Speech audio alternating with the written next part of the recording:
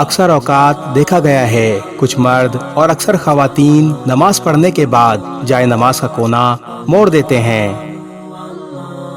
وہ ایسا کیوں کرتے ہیں؟ جب پوچھا تو مرد حضرات کوئی مدلل جواب نہیں دیتے، کہتے ہیں بس ایسے ہی عادت ہے۔ خواتین کا اکثر وہی جواب سننے کو ملتا ہے جو ہم اپنی نانیوں اور دادیوں سے سنتے آئے ہیں۔ جناب اگر کونا نہ موڑا تو شیطان نماز پڑھنے لگتا ہے۔ کتنی عجیب بات ہے نا، وہ شیطان جو ایک سجدہ کرنے کو تیار نہ ہو، وہ بھلا اب کیوں نماز پڑھنے لگے گا؟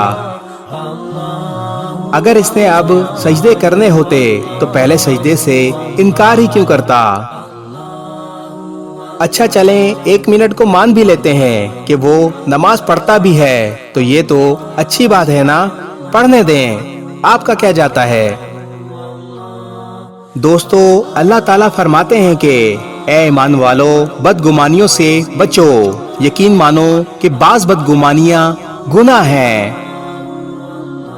ایسی کتنی ہی سینہ بسینہ تہمات ہمارے آباء و اجداد سے چلتے چلتے ہم تک پہنچی ہیں،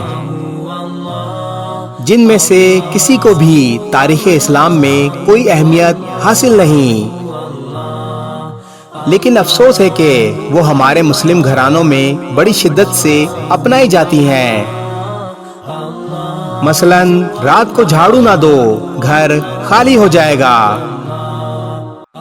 کینچی خالی نہ چلاؤ، جھگڑا ہوگا۔ خالی جھولا نہ جھولاؤ، نومولود بچے کو نقصان ہوگا۔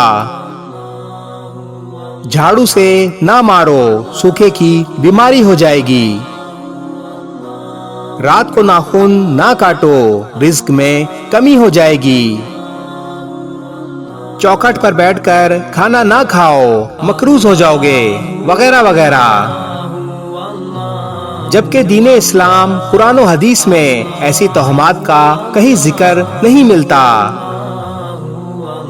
اللہ کے لیے اپنے گھروں کو دین محمدی صلی اللہ علیہ وآلہ وسلم کی تعلیمات سے روشن کیجیے۔ ان تمام دقیانوسی تہمات کو قوم خواہ نہ اپنائیں، خود بھی دور رہیں اور دوسروں کو بھی دور رہنے کی تلقین کریں۔ مزید اسلامی معلومات حاصل کرنے کے لیے ہمارا پیج جامعہ اسلامیہ کلفٹن ضرور لائک کریں۔ جزاک اللہ۔ اس ویڈیو کو شیئر ضرور کریں، ہو سکتا ہے آپ کے ایک شیئر سے یہ بات کسی کے دل میں اتر جائے۔